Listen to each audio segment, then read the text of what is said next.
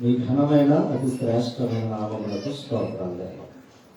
మమ్మల్ని ప్రేమించి మరొక దినం మాకు బహుకరించి మీ పాద సన్నిధి మమ్మల్ని చేర్చి మిమ్మల్ని సేవించినకు మాకిచ్చిన కృపను బట్టి మీకు కృతజ్ఞతలు. ఈ దినం మీ మాటలు వినాలని ఆశపడుతున్నాం. ఈ దినం మీరు ఏ మాటలు అయితే మా కొరకు నిర్ణయించి బోధించడానికి సిద్ధపరిచారో ఆ మాటలు మేము తెలుసుకోవడానికి, తద్వారా మా జీవితాలు సరిదిద్దుకోవడానికి మీకు చూపమని ప్రారంభపడుతున్నాం. మేము తెలియజేసిన మా ప్రతి పాపానికి క్షమాపణ దయచేయండి. మహిమ, ఘనత, ప్రభావాలు మీరే పొందగలి మా ప్రభువు మీ కుమారుడైన యేసు క్రీస్తు నామమున ఈ ప్రార్థన అడిగి వేడుకుంటున్నాం మా ప్రియ పరలోకపు మరి ప్రభు నామాన అందరికి ప్రపంచంగా తెలియజేస్తూ వాక్య పరిచయంలోనికి మనం వెళ్దాం. దైవ సంగతులను దైవ జ్ఞానం ద్వారా, దేవుని ఆత్మ ద్వారా మాత్రమే మనకి మాట్లాడుతుంది. లోకానికి అయితే ఈ మాటలతో పని లేదు. లోకం మాటలతో, లోకం యొక్క జీవన విధానాలతో వారు నడుస్తున్నారు. అయితే దైవము, భక్తి, నీతి, విశ్వాసంతో బ్రతికే వారికి మాత్రం దేవుడు తన మాటలను తెలియపరుస్తున్నాడు, నేర్పుతున్నాడు. ఎందుకంటే ఆ మాటల్లో ఎంత శక్తి ఉందో మనకు తెలుసు. మరోసారి ఆ శక్తి కలిగిన మాటలు మనం వినడానికి దేవుడు ఇచ్చిన అవకాశం గొప్పది. ఇక మనం ఈరోజు ప్రాముఖ్యమైన పాఠంలోని విషయాలు మనం తెలుసుకోబోతున్నాం. మరి ఈరోజు క్రైస్తవులుగా పిలవబడుతున్న మనం మరొక మాట ఏంటయ్యా అంటే దేవుని కుమారుడిగా మార్చబడ్డాం. దేవుని కుమారుడికి ఉన్న గొప్ప భాగ్యం ఈ ప్రపంచంలో ఎవరికీ లేదు. ఆయనే అంటాడు, నా బిడ్డలు, నా పసలు, నా సొత్తు అని గొప్ప మాట ఆయన మనకు భరోసా ఇచ్చాడు. ఈ లోకంలో ఏమున్నా ఏమి లేకపోయినా మనం దైవాన్ని కలిగి ఉన్నాం. అంతకంటే గొప్ప ధన్యత మరొకటి లేదు. ఇక దైవ సంగతులు ఈరోజు మనం నేర్చుకుందాం. మాస్ పెట్టండి. దైవ సంగతులను ఎవరైనా ఫోన్లు ఉంటే కొంచెం సైలెంట్గా పెట్టండి. మాట్లాడాలంటే బయటకు మాట్లాడాలి. ఆదికాండం 3వ అధ్యాయము. ఆదికాండం 3వ అధ్యాయము. మన ఇక్కడ ఒక మాట మనకు తెలిసిందే. 15వ వచనాన్ని మనం చదువుదాం. మరియు నీకును స్త్రీకి నీ సంతానమునకు ఆమె సంతానమునకు వైరము కలుగు చేసేదను అన్నాడు మాట. ఆయన నిన్ను తల మీద కొట్టును, నీవు దానిని మడి మీద కొట్టును అని చెప్పాను అన్నమాట అన్నాడు. ఆదిలోనే దేవుడు 2 జాతులు భూమి మీద రాబోతున్నాయని ముందుగానే చెప్పాడు. 2 జాతులు, 1 స్త్రీ సంతానం, 2 సర్ప సంతానం అని ఆనాడే చెప్పాడు. ఆ స్త్రీ అక్కడ ఆయన సంతానం ఎవరో, సర్ప సంతానం ఎవరో, వారికి పుట్టిన కుమారులే మనకి నిదర్శనంగా ఉన్నారు. ఒకరు హేబేలు, ఎవరి సంతానం? దేవుని సంతానం. కయ్యను సాతాను సంతానం. జాగ్రత్తగా ఉండాలి. ఇవి చెప్పడం జరిగింది, మనం అనుసరిస్తూ ఉన్నాం. ఆనాటి నుంచి ఈనాటి వరకు ఆ కాలక్రమేణలో దేవుని కుమారులు ఉన్నారు, నరుల కుమారులు ఉన్నారు. అనగా అపవాది కుమారులు కూడా ఈ ప్రక్రియ కొనసాగించడం జరుగుతూనే ఉంది. అయితే మన యొక్క కొన్ని విషయాలు నేర్చుకోవాల్సిన విషయం జాగ్రత్తగా మనసు పెట్టాలని బాగుంటుంది. ఇక్కడ మన పాపలకి కొన్ని సంగతులు మనం నేర్చుకుందాం. సహకరించక దయించి ఇక్కడ ముఖ్యంగా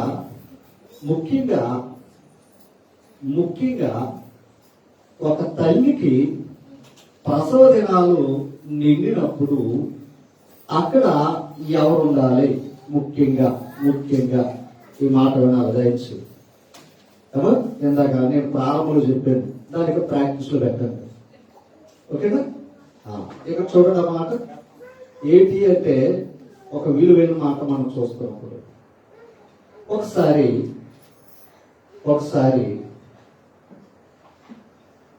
ఆదికాండం 35వ అధ్యాయం. ఆదికాండం 35వ అధ్యాయం. చూసారా? రైట్. 16వ వచ్చి నుంచి చదువుదాం. వారు ఆ, బేతేలు నుండి ప్రయాణమై వారు బేతేలు నుండి ప్రయాణమైపోయి ఎఫ్రాతాకు ఎఫ్రాతాకు వెళ్ళు మార్గములో మరికొంత దూరం మరికొంత దూరముగా ఉన్నప్పుడు రాహేలు ప్రసవించు ప్రసవ వేదనతో ప్రయాసపడిను. ఎవరో రాహేలు, ఎవరు భార్య? యాకోబు భార్య. ఆమె ఏం పడుతుందట? ప్రసవ వేదనతో బాధపడుతుంది అన్న మనకు సంగతి అక్కడ స్పష్టమవుతుంది. ఆ తర్వాత నడుచుకోండి. ఆమె ఆమె ప్రసవం వలన ప్రసవము వలన ప్రయాసపడుచున్నప్పుడు మంత్రసాని ఆమెతో భయపడకము అని చెప్తుందంట. ఇదియు నీకు కుమారుడగుని చెప్పు. జాగ్రత్తగా ఉండాలి. అంటే ఒక తల్లి ప్రసవిస్తున్నప్పుడు, ప్రసవ దినాలు సమీపిస్తున్నప్పుడు అక్కడ ఖచ్చితంగా ఎవరు కావాలి? మంత్రస్వామి కావాలి. జాగ్రత్తగా ఉండాలి. ఎందుకంటే ప్రసవం చేసేవారు ఎవరయ్యా అంటే మంత్రస్వామి. ఆది కాలం నుంచి కూడా వీరు ఉన్నారు. జాగ్రత్తగా ఉండాలి. ఇక్కడ ఈ మాట ఎందుకు చెప్తున్నానంటే మంత్రసానులు, జాగ్రత్తగా ఉండాలి, మంత్రసానులు మొదటగా బహుమానం చూసేది వారే. తండ్రి చూడడానికి లేదు, తల్లి చూడడానికి లేదు. మొదటగా చూసేది ఎవరు? మంత్రసాని. రెండవది ఆ బిడ్డను శుభ్రపరిచేది కూడా ఎవరు? మంత్రసాని. ఆ బిడ్డను తల్లికి అందించేది ఎవరు? మంత్రసాని. చాలా జాగ్రత్తగా ఉండాలి. మనం మంత్రసాని అనేవంటే చాలా తక్కువగా చూసేవారు కూడా సమాజంలో ఉన్నారు. వారే లేకపోతే ఈ రోజు ఈ మానవ జాతి కూడా కొంచెం నష్టపోయే పరిస్థితులు కూడా ఉన్నాయి. ఈ రోజు అయితే ఈ వైద్యాలు వచ్చాయి, కానీ ఒకనాటి కాలంలో, నా చిన్నప్పుడు కాలంలో కూడా ఆ మంత్రసానులు ఉండేవారు కదా. వారే వచ్చి ఏం చేసేవారు? ఆ పురుడు పోసేవారు. జాగ్రత్తగా ఉండాలి. ఇప్పుడు ఈ మాట ఏంటంటే తనకు కుమారుడు పుట్టినప్పుడు ఎవరి దగ్గరగా ఉన్నారా? అది భర్త ఉంటే బయట ఉంటాడు తప్ప లోపలికి వచ్చే అవకాశం లేదు. ఇప్పుడు మంత్రసాని ఏం చేసింది? పురుడు పోసింది. జాగ్రత్తగా మొదటగా చూసింది ఎవరో? మంత్రసాని. అతను శుభ్రపరిచింది ఎవరో? మంత్రసాని. ఆ బిడ్డను తల్లికి లేదా తండ్రికి బహుకరించేది ఎవరో? మంత్రసాని. ఇప్పుడు జాగ్రత్తగా మంత్రసాని యొక్క బాధ్యతత్వంగా మనకు గ్రహించాలి. ఈ రోజు మీరు రాసుకోండి, లేదా వింటే వినండి. ఒక మాట సంగతి ఏంటయ్యా అంటే చాలా జాగ్రత్తగా ఉండాలి, చాలా జాగ్రత్తగా ఉండాలి. ఈ మాట ఏంటయ్యా అంటే దేవుడు మెచ్చిన మంత్రసానులు అని రాసుకోండి. దేవుడు మెచ్చిన మంత్రసానులు అని రాసుకోండి. ఓకే, మీకు అర్థమైందా? రైట్. నిర్గమకాండంలోకి మనం వెళ్దాం. మొదటి అధ్యాయం. ఇప్పుడు సహకరిస్తున్నాను. మీరు వీటి చిన్నపిల్లలు అయిపోతున్నారు. అచ్చ తెలుగు చెప్పాను కదా. మొదటి అధ్యాయం, నిర్గమకాండం మొదటి అధ్యాయం తీసారా? మొదటి అధ్యాయం మొదటి అధ్యాయం తీసారా? ఇప్పుడు 5వ వచనం చదవండి త్వరగా.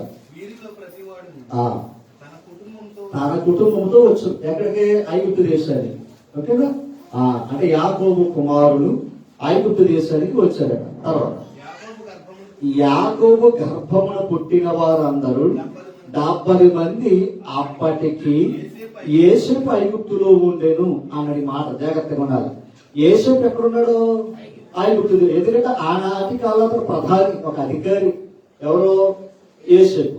ఇప్పుడు యేసేపు అక్కడ ఉన్నాడు కనుక వీరి అన్నగారు, తండ్రి గారు కూడా ఎక్కడికి వచ్చారు? ఐగుప్తు దేశానికి వచ్చారు. ఎందుకు వచ్చారు అంటే ఆహారం కొరకు వచ్చారు అన్న సంగతి మనకు తెలుసు. ఇప్పుడు ఆ దేశానికి వచ్చినప్పుడు ఎంతమంది అంట? 70 మంది అని అన్నాడు. ఆ తర్వాత కాలంలో యేసేపు ఎరగని ఒక రాజు వచ్చాడట. ఇశ్రాయేలు వారి మీద కఠినమైన సేవ చేయడానికి ఆయన ఇష్టపడతాడట. ఎలాగైనా సరే వీరిని బాధ పెట్టాలి, ఎలాగైనా సరే వీరిని అణగదొక్కాలనే ఆలోచన అతనికి కలిగింది. ఇప్పుడు కొంచెం కిందకి వెళ్దాం. 15వ వచనం. మరియు ఐగుప్తు రాజు సెప్రా పూయా అను ఈ చూడండి హెబ్రీయుల మంత్రసానులతో మాట్లాడాడంట. జాగ్రత్తగా ఉండాలి. అలా ఐగుప్తు రాజు హెబ్రీయుల మంత్రసానితో మాట్లాడాడు. ఇంతకీ ఈ 70 మంది ఎవరు? హెబ్రీలే. అబ్రహాం ఎవరు అంటే హెబ్రీ, అంటే హెబ్రీ భాషను బట్టి హెబ్రీలు అని అన్నారు. ఓకేనా? నువ్వు తెలుగుడివే. దేని బట్టి? భాషను బట్టి. ఓకేనా? తర్వాత వీరు ఇది అర్థమైంది. హెబ్రీ స్త్రీలకు మంత్రసాని పని చేయుచు వారిని కాన్పు పీటల మీద చూచినప్పుడు, ఇది చూడండి, మగవాడైన ఎడల వాడిని చంపేయండి అన్నాడట రాజు. ఎవరితో? మంత్రసానితో. అదే కదా చెప్పాడు. రైట్. ఇది ఒక ఆజ్ఞ ఇచ్చాడంట. ఎవరికి? మంత్రసానికి. ఎవరినైతే చంపేమన్నాడు? మగవాడిని అయితే. తర్వాత ఆడదైన ఎడల మనం రివర్స్ ఎక్కడ? మీకు అర్థమైందా? మనం రివర్స్ ఎక్కడ? ఆడబిడ్డైతే గర్భంలోనే తీసే, మగవాడైతే ఉంచు. స్వయాన తల్లిదండ్రులు ఎక్కడ? ఆడరైతే ఉంటారు. కనీసం ఎవరు ఉంచాలనుకుంటున్నాడు? ఆడబిడ్డ నుంచు. కనీసం ఆ నీతి కూడా ఈ రోజు తల్లిదండ్రులు కూడా లేదు. అది దేశంగా ఉంది. ఓకే, ఆడదైన ఎడల దాన్ని బ్రతుకు నీయుడని చెప్పాడు. తర్వాత అయితే ఇది అర్థమైంది. అయితే ఆ మంత్రసానులు దేవునికి భయపడి ఐగుప్తు రాజు ఈ మాట. ఇప్పుడు మంత్రసాలు ఎవరికి భయపడాలి? రాజు భయపడాలి. ఎందుకంటే ఆ రాజ్యంలో బతుకుతున్నారు అమ్మా, ఆ రాజ్యంలో వారు బతుకుతున్నారు. అప్పుడు వీళ్ళు ఎవరు భయపడాలి? రాజు భయపడాలి. ఎందుకంటే ఆజ్ఞించాడు. రాజాజ్ఞ సామాన్యమైనది కాదు. మళ్ళా ఇప్పుడు రాజాజ్ఞను పక్కన పెట్టి వారు ఎవరు భయపడ్డారు? దైవానికి భయపడ్డారట. జాగ్రత్తగా వినాలి, ఇది పాయింట్. మంత్రసానులు దేవుడికి భయపడ్డారట. తర్వాత ఐగుప్తు రాజు అంటే రాజు చెప్పినట్లు చేశారా? చేయలేదా? చేయలేదు. వీళ్ళు ఏం చేశారు? రాజుకు వ్యతిరేకంగా, రాజా ఆజ్ఞకు వ్యతిరేకంగా ఏం చేస్తున్నారు? మగ బిడ్డల్ని బ్రతికించారట. తర్వాత ఐగుప్తు రాజు ఎందుకంటే బతుకుతున్నారన్న సంగతి ఇంకా అర్థమైపు మళ్ళా పిలిచారంట. మంత్రసాలను పిలిపించి ఈ పాయింట్ అడిగాడంట. అసలు మీరు ఎందుకు మగవారిని బ్రతకనిచ్చారు? నీకు చెప్పాడు కదా బ్రతకనించొద్దని. జాగ్రత్తగా. ఓకేనా? కిందకి ఇది చూడండి. అందుకు ఆ మంత్రసానులు హెబ్రీ స్త్రీలు ఎలాంటి వారు కాదు? మీ దేశంలో ఉన్నవారు అలాంటి వారు కాదు. వారు ఎలాంటి వారంట? ఎవరు?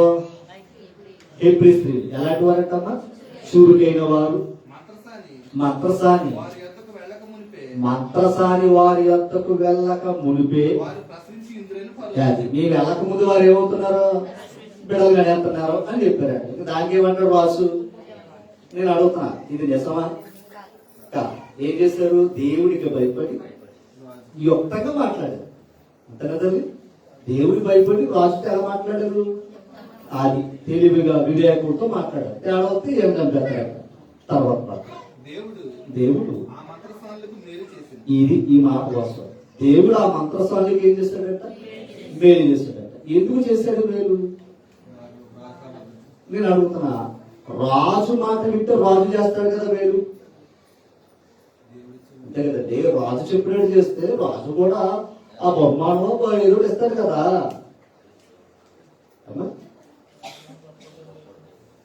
ఈ రెండు ప్రక్రియ మనం చచ్చేంత వరకు గుర్తుపెట్టుకోవాలి. దేవుడి కంటే ఎవరికి భయపడకూడదు. ఫస్ట్ దేవుడి కంటే ఎవరికి భయపడకూడదు. మొట్టమొదట దేవుడు భయపడాలి. నువ్వు రోగానికి కాదు, లోక సమస్యలు కాదు, ఏ దానికి కాదు. నువ్వు భయపడవలసింది దేవుడికి. దేవుడికి భయపడ్డావు అనుకోండి, దేవుడు అన్నీ చేయగలడు. నువ్వు దేవుడు భయపడకుండా మనుషులు భయపడి మనుషుల ప్రకారం నడిచావు అనుకోండి, ఎప్పటికైనా నష్టపడు. అందులో సందేహమేమీ లేదు. ఓకేనా? ఇప్పుడు నేను అడుగుతున్నా, మంత్రసానులు దేవుడికి భయపడ్డారట. అలా భయపడి రాజాజ్ఞను పక్కన పెట్టి దేవుడు ఆజ్ఞ లేదు. మహానోడు ఆజ్ఞించడా లేదు. కానీ వారు ఏం చేశారు? మగ సంతానాన్ని చంపకూడదు అని వారు ఏం చేశారంటే దేవుడికి భయపడి ఆ పురుడు పోయటం అనేది మనం చూస్తున్నాం. తర్వాత మనం ఆ జనము ఎవరు? మగ పిల్లలు. ఇంకా విధంగా చెప్పాలంటే మొత్తం ఇశ్రాయేలు వారు ఏమవుతున్నారు? విస్తరిస్తున్నారు. అంతేనా? తర్వాత ఆ మంత్రసానులు ఈ మాట చూడండి, దేవునికి భయపడినందున ఆయన వారికి వంశాభివృద్ధి కలిగజేసి ఏమి ఇచ్చాడు దేవుడు? ఎంత గొప్ప మాట అంటే, ఇప్పుడు నేను అనుకున్నాను, అక్కడ ఎవరు? దేవుడి ప్రజలే కదా. ఓ విధంగా చెప్పాలంటే ఎవరు వాళ్ళు? ఇశ్రాయేలు వారే కదా. అమ్మా, ఇశ్రాయేలు వారేనా? రైట్. ఇశ్రాయేలు వారు ఎవరు సంతానం? అబ్రహాం సంతానం, అంతేనా? ఒక నీతిమంతుని సంతానం ఈ భూమి మీద ఆయన వాగ్దానం, ఇసుక రేణువంత సంతానాన్ని విస్తరిస్తాను అన్నాడు. ఆకాశ నక్షత్రంలో ఉన్న సంఖ్య కంటే ఎక్కువ ఇస్తానని ఎవరితో చెప్పాడు? ఎందుకు చెప్పాడు?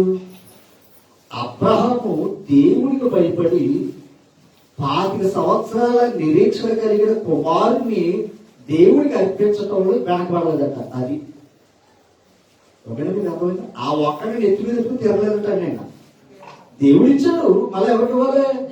దేవుడికి ఇవ్వాలి. అలా ఇవ్వటమే దేవుడు భయపడ్డాడట అబ్రహాం గారు. ఇప్పుడు ఆ ఒక్కడి ద్వారా, ఇస్సాకు ద్వారా ఎంత సంతానం ఇస్తాడని చెప్పాడట దేవుడు. చాలా మంది ఈ కొత్త తెలివితేటలు ఉంటాయి మనలో. దేవుడి దగ్గర దీవులు ఎలా సంపాదించుకోవాలో తెలియదండి. అర్థమవుతుందంటే దేవుడి దగ్గర దైవం దేవుడు ఎలా ఇస్తాడు, ఇస్తే బాగుండేవాడు. కానీ సొంత తెలివితేటలు పెట్టేసి మనం చెప్తున్నాను, ఆదివారం కూడా ఆరాధన అనేసి దేవుడి దగ్గర కూడా సమయాన్ని వినకుండా, నేను అడుగుతా, సమయాన్ని కూడా తొలగిస్తున్నారు. ఇలా కూడా తెలివితేటలు జాగ్రత్తగా ఉండాలి. మీరు కూడా తెలివితేటలు అంటే దేవుడి దగ్గర రావటం కూడా ఇష్టం లేదు.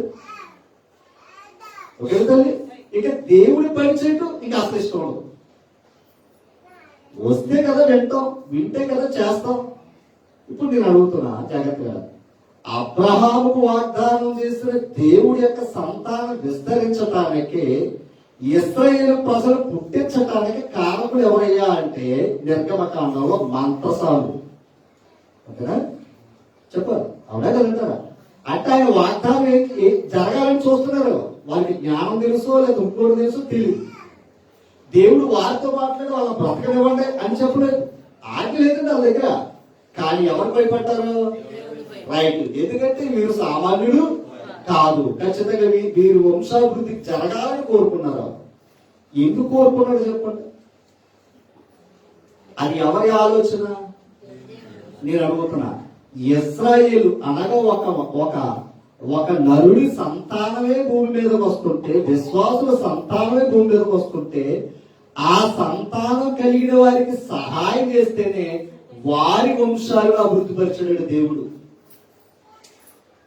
ఓకే, మీకు అర్థమైందా? సహకారం చేశారు, సహాయపడ్డారు. ఎవరు? మంత్రసాలు. కేవలం ఇస్రాయేల్ ప్రజలే. ఓకే, మీకు అర్థమవుతుందన్నమాట. ఎవరు బట్టి మాట? అబ్రహాం గారిని బట్టి. ఓకే, మీకు అర్థమవుతుందన్నమాట. రైట్. ఆ కింద మాట కూర్చోండి. ఆ మంత్రసాలు దేవుడికి భయపడినందున ఆయన వారికి వంశాభివృద్ధి కలిగజేసి ఏం చేశాడట? వంశ అంటే దైవ వంశాన్ని వీరు అభివృద్ధి చేశారు. దేవుడు వీరి వంశాన్ని, అదే సీక్రెట్. నా కుటుంబమే చూసుకున్నావు అనుకో, అక్కడ తగ్గిపోతావు. నువ్వు దేవుడి కుటుంబాన్ని చూసుకున్నావు ఇంకా అభివృద్ధి అవుతుంది. అర్థమైందన్నమాట. నీ వంశాన్ని అభివృద్ధి చేస్తాను, నా వంశాన్ని కాపాడమన్నాడా దేవుతోటి? చెప్పాలి. ఆ మాట ఏమన్నది కదా. కానీ దేవుడి యొక్క ఆలోచన చూడండి. రైట్. ఇది మాట, ఇది మాట. ఓకేనా? ఇంకొక మాట నేను చూపిస్తాను. ఆది కాండంలోనే ఒక్క మాట చూపిస్తాను, అది కూడా రాసుకో.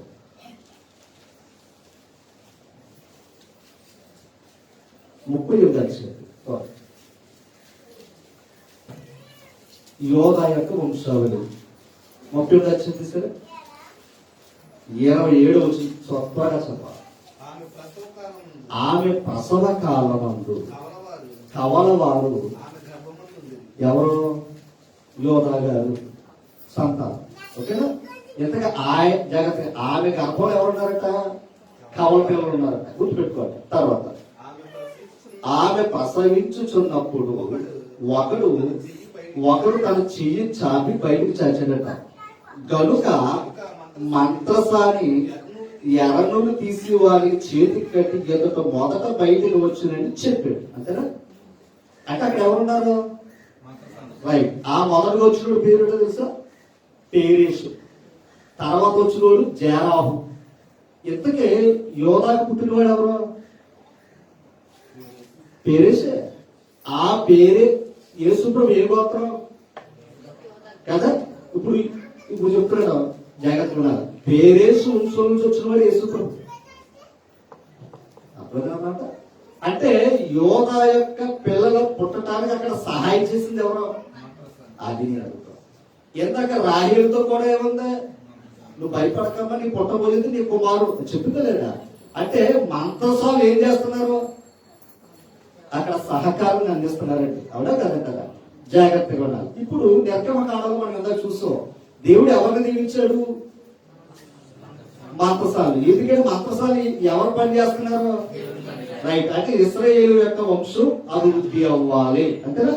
రైట్. నేను ఇంకో మాట్లాడుతాను. ఎఫెసీ పత్రిక 1:4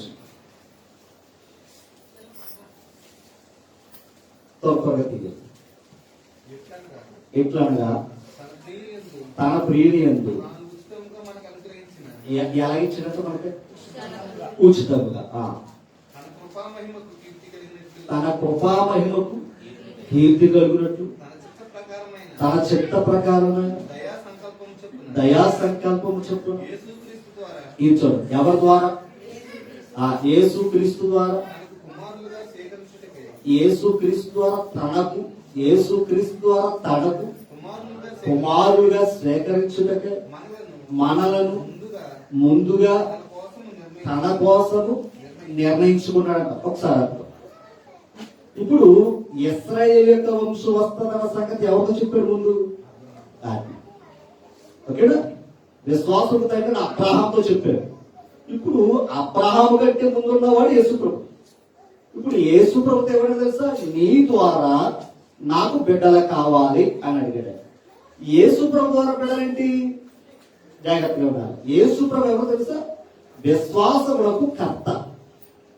విశ్వాసములకు కర్త అంటే దేవుడు బిడ్డలంటే శరీర సంబంధం బట్టి పుట్టిన వారు కాదంటే ఆత్మ సంబంధమైన వారు మాత్రమే దేవుడు బిడ్డలు.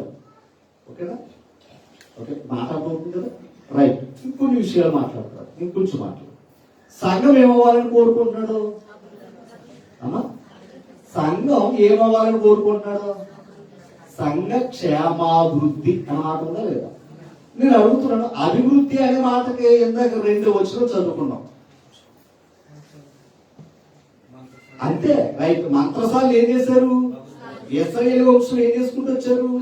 కాపాడుకుంటూ వచ్చారు. ఆ బిడ్డలు పుట్టడానికి వారు సహకారం అందించారు. ఇప్పుడు దేవుడు వారి వంశాన్ని ఏం చేశాడు? నేను అడుగుతాను. సంఘ క్షేమాభివృద్ధి ఒక సువార్తికుడు వాళ్ళు కాదు. ఆ మంత్రసాలు ఎలాగైతే పరిచయం చేశారో అందరూ పరిచయం చేయవలసిన వారే.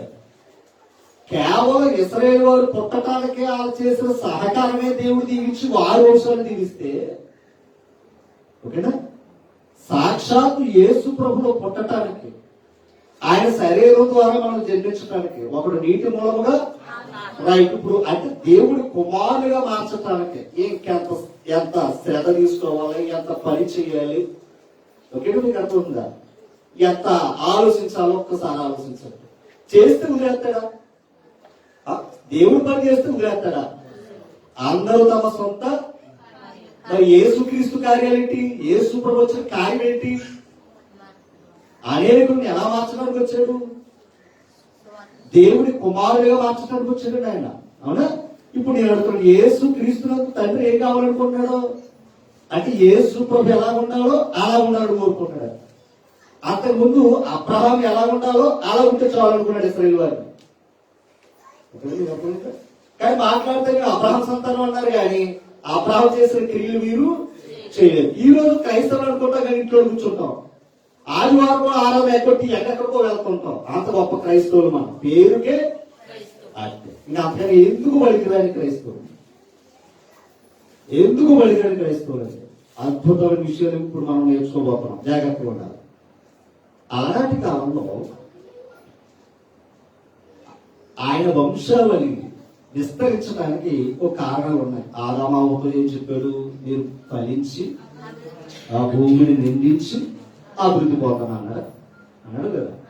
అంటే ఈ భూమి ఇవ్వాలి అంతే కదా. మరి సంఘం అంటే సంఘం నిలవలసిన పని సంఘం నిండితే కదా ఇక్కడ ఉన్నాయో బయటిపోతాయి. నిండడం ఏంటండి, మనం ఎవరికైనా ఒక ఇంట్లో కార్యక్రమం అనుకోండి, అవసరమైతే 100 మందికి 200 మంది చెప్పుకుంటాం, ఓకేనా. కానీ దేవుడి పని అనగా, దేవుడి కార్యం అనగా, ఖాళీ ఉంటే అన్ని పనులు అయిపోయి అప్పుడు వస్తాను. నువ్వు అస్సలు ఉపయోగపడవు. నీకు అనుకూలంగా చేసే భక్తి ఎవడో దేవుడికి ఇష్టం కాదు. ఎవరైనా సరే మనకు అనుకూలంగా చేసే భక్తి ఎప్పుడు దేవుడు ఇష్టపడ్డాడు. అది నీకు ఇష్టం, అర్థమైందండి? నీకు ఇష్టం, అది ఆయనకి ఇష్టం అస్సలు కాదు. మరలా చెప్తున్నాను, ఈ పాట వింటారో పక్కన పెట్టుకుంటారో నీకు ఇష్టం, కానీ ఇది రికార్డ్ అవుతుందో ఒక ఆధారం చూపిస్తున్నాను నేను. అలాంటి కాలంలో జాగ్రత్తగా ఉండాలి. వారి సంతానం కుమారులు కుమార్తెలు కను, వారి కుమారులు కుమార్తెలు కను అని మాట ఉంటుంది ఆది కాలంలో. అవునా? ఇప్పుడు ఇంకా చెప్పాలంటే ఎక్కువ సంవత్సరాలు ఇచ్చాడు, ఎక్కువ సంవత్సరాలు ఆయుష్ ఇచ్చాడు కదా. అలా ఎందుకు ఇచ్చాడు? ఎక్కువ శాతం భూమి మీద ఎవరు కావాలి? దేవుడు. ఆయన నరుడు భూమిని నిర్మించాలి. ఇంకో పాయింట్, ఆ కాలంలో బహుభార్యాత్వం కూడా ఉంది, ఇప్పుడైతే లేదు. ఆ కాలంలో ఇశ్రాయేలు వారు కూడా, అబ్రహం కూడా ఏముంది? బహుభార్యాత్వం ఉందా లేదా? ఇంకా చెప్పాలంటే జగత్తులో ఉండాలి. భార్య ఉన్న, ఆమెతో ఉన్న దాది కూడా భార్య లెక్కలోకి వచ్చేస్తుంది. ఇప్పుడు యాకోబు 2 భార్యలు చేసుకున్నాడు. ఇక్కడ ఆ 2 భార్యలతో 2 దాసులు, ఆ 4 పుట్టిన వారే ఇశ్రాయేలు యొక్క గోత్రికులు. ఇప్పుడు నేను అడుగుతున్నా, దాసిని కూడా ఎలా ఎంచుతున్నాడో ఎంచాడు. మరి ఇశ్రాయేలు 12 గోత్రాల కుమారుల మాటలో దాసుడికి దాసుని కూడా ఆయన కుమారులే అని వర్ణించేది మాట. చాలా జాగ్రత్తగా ఉండాలి. ఇప్పుడు నేను అడుగుతున్నా, దాసుడికి యజమానుడికి తేడా ఏంటి? దాసుడికి యజమానుడికి తేడా ఏంటి? ఓ మాట చూపిస్తాను. ఆది కాండం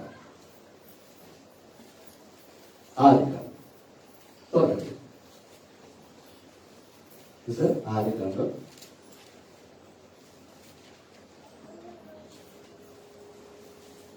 16 చూసారు.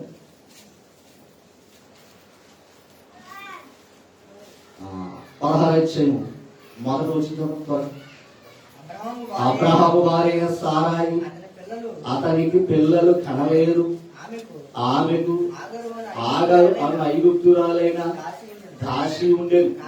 కాగా సారాయి, ఇదిగో నేను పిల్లలు కనకుండా యెహోవా చేసి ఉన్నాడు. ఈవిడ సొంత నిర్ణయం ఇది.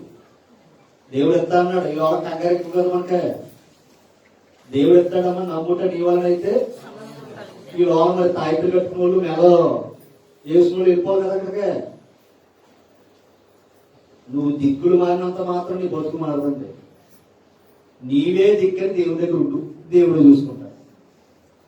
నువ్వే దిక్కులు మారేసి మొత్తం ఒళ్ళండా ఏ రకాల తోలు కట్టేసుకుని మొత్తం ఆ కోత ఈ కోత వేసేసి అప్పుడు ఆ బరువు అయిపోయింది ఈ బరువు అయిపోయింది అని తీసేస్తే ఏ పని జరగదు. ఇంకొక మాట అంటున్నాను, ఈ పక్క బరువు ఉండాలా ఈ పక్క బరువు ఉండాలా? లోకం ఈ పక్క బరువు ఉండాలంటారా ఈ పక్క బరువు ఉండాలి? చెప్పండి అమ్మా, కరెక్టే కదా. మరి భార్య ఈ పక్క రేటు మన వాళ్ళు, మరి భార్య ఎక్కడికి రావాలి? మరి ఆ పక్క ఏంటి? ఇప్పుడు నేను ఈ పక్క బరువు అయిపోయింది కనుక ఈ పక్క బరువులు మర్చిపోయి మనం ఎవరో తల్లిదండ్రులు అంతే కదా. బాగా కొట్టేస్తుంది వాస్తు, జాగ్రత్తగా ఉండండి. మరి పక్క బరువు అవ్వకూడదు కదా. ఇల్లు కట్టుకుంటే కదా ఏమనుకుంటారు, మట్టికిలే లేదా ఇసుక సిమెంట్ ఈనప కుక్కలకి ఎంత లెక్కేస్తానే. ఈ పక్క బరువు అయిపోతుంది నీతో ఉన్నదే. ఈ పక్క బరువు అయిపోయి ఏం చేసింది?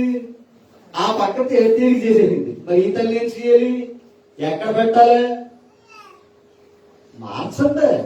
సరే పాలు కొన్నాను, ఎక్కడ పెట్టాలి? గల్లు పెట్టాలి, లోపలికి ఎక్కడ పెట్టాలి?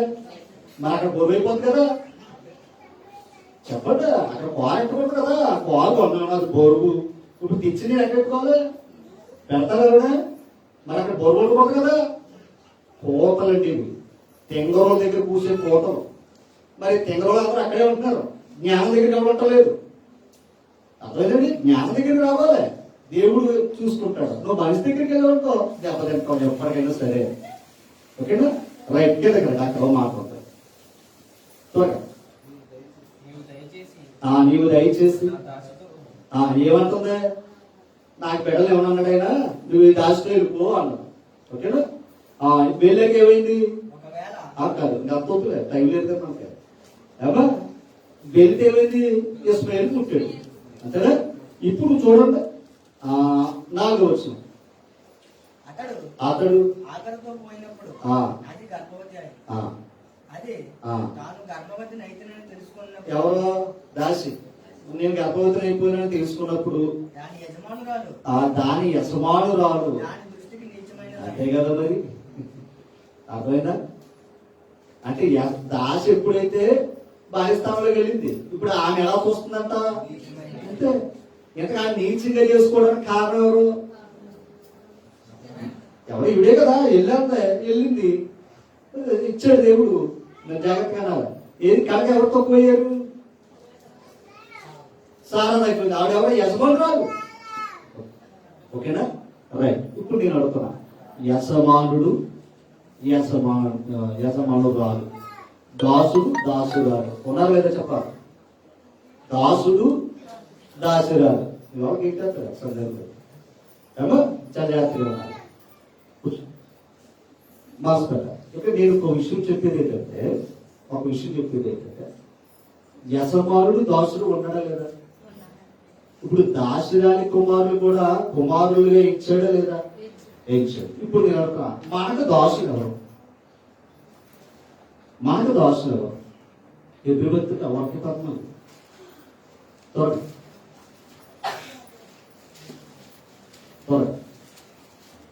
ఎదురుబెత్తగా వాక్య పద్మాలు.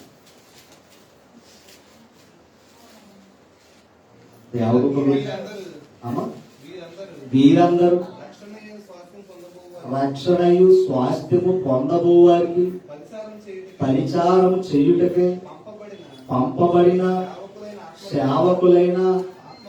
అంటే ఇప్పుడు దేవదూతలు ఎవరో చెప్పండి? మనకు దాసులు, మనకు సేవకులు అంట. ఎవరికి రక్షణ ఎవరు పొందుతున్నారో, స్వాస్థ్యం పరలోకం ఎవరు వెళ్తున్నారో వారికి దేవదూతలు ఎలా ఉన్నాయంట? దాసులు పనిచేస్తున్నాయి. అవునా కదంటారా? ఇప్పుడు దేవదూతలు ఎవరండి? దాసులు అన్నాడు. రైట్. నేను అడుగుతున్నా ఒక అద్భుతమైన మాట. లోక సువార్త దగ్గర ఇప్పుడు మనం కూడా దాసులమా కాదా? కాదంటే పిలిపి రాసిన మొదటి పత్రిక 1:1 మొదటి వచ్చిన చదవండి ఒక్క మాట. మన దాసులమో కాదు ఒక్క మాట.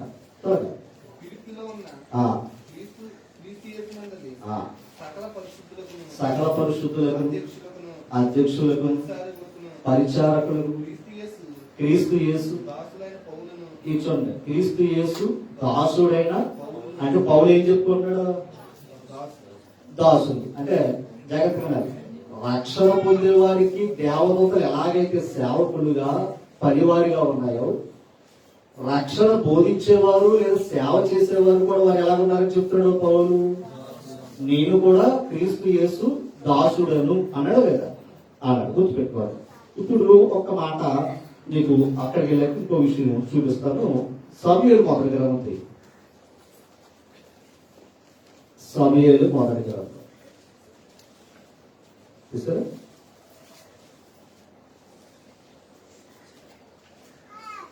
28వ అధ్యాయం 2వ వచనం. త్వరగా 249 పేజీ. దావీదు నీ దాసుడనైన నేను చేయబోవు కార్యము ఏదో అది అందుకు అలాగైతే ఎప్పటికీ నాకు సంరక్షకుడుగా నిర్ణయించునండి. సమూయేలు మృతి పొందగా ఇశ్రాయేలు ఒకసారి ఆగండి. ఇక్కడ ఏమన్నాడు? ఆకీష్ అంటే రాజు. ఇప్పుడు దావీదు గారు సౌలు గారు తరవడంతో ఆ ప్రాంతానికి వెళ్ళారు. ఇప్పుడు అతను జాగ్రత్త నీ దాసుడు అన్నాడు. ఎవరు? దావీదు. ఆకీష్ ఏమన్నాడు? అలాగైతే నిన్ను ఎప్పటికీ నా సంరక్షకుడిగా ఉండు అని అన్నాడు.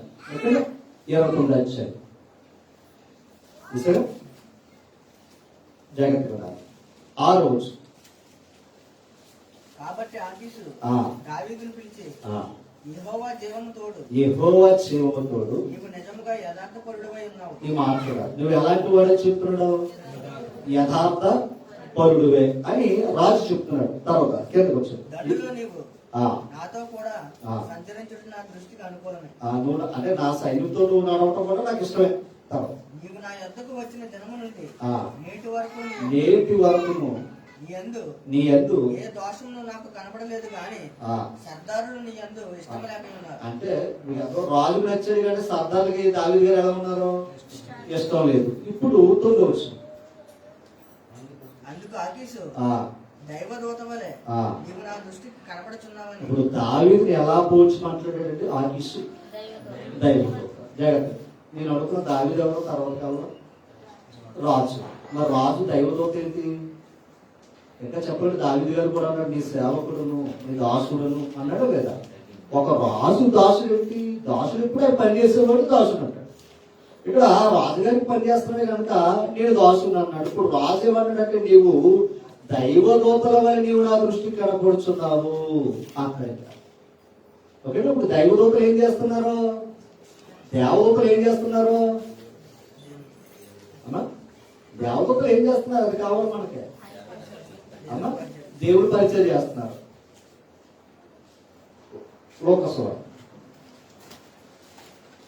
లోకసువార్త 2వ అధ్యాయం మాస్ పెట్టారు చూసారు? లోకసువార్త 2వ అధ్యాయం. యేసు ప్రభు పుట్టక మునుపు ఆ సువార్త మనం చెప్పింది ఎవరు? గాబ్రియేలు దేవదూత.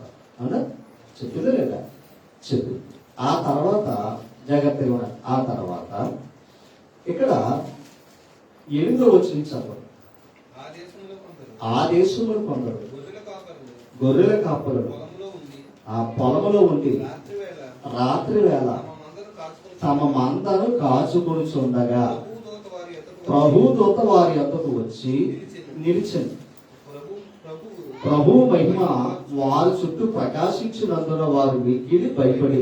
అయితే ఆ దూత భయపడకుడి అర్థం చేసుకోండి. ఇదిగో ప్రజలందరికీ కలుగబోవు మహా సంతోషకరమైన అందరికి ఏంటంటే సంతోషకరమైన సువర్తమానము నేను మీకు తెలియచేస్తున్నాను అన్నాడు. ఇక్కడ ఒక విషయం చెప్తున్నా. దేవదూతలు ఏం చెప్పారు? సువర్తమానము అని మాట్లాడారు. ఎవరు చెప్తున్నారు? దేవదూతలు గొర్రెల కాపలు చెప్తున్నారు. అంతే కదా? ఆ తర్వాత దావీదు పట్టణమందు నేడు రక్షకుడు. ఓకేనా? ఈ మాట చెప్పింది. ఆల్రెడీ రక్షకుడు మీ కొరకు. ఇప్పుడు 14 వచ్చిన దగ్గరికి వచ్చారు. సర్వోన్నతమైన స్థలములలో పరముడు వెంటనే పరలోక సైన్య సమూహము. ఆ దూతతో కూడా ఇప్పుడు చెప్పండి. అంటే ఆ దూతతో పాటు ఎవరు వచ్చారు అక్కడికి? యేసు ప్రభు పుట్టినప్పుడు ఎవరు వచ్చారు అక్కడికి? పరలోక సైన్య సమూహం అంతా అక్కడ ఉంది. కానీ ప్రజలు లేరు అక్కడ. అంతేనా? ఎందుకంటే తెలిసినంత పరిస్థితి కాదు అక్కడ. పరిస్థితులు వేరేగా ఉన్నాయి. ఇప్పుడు ఆ సంగతి ఎవరికి చెప్పాలి? ప్రజలకు చెప్పాలి. ప్రజలు చెప్పడానికి దేవదూత వెళ్ళాడా లేదా? వెళ్ళాడు. అప్పుడు ఆ దేవదూతతో కూడా ఎవరున్నారు?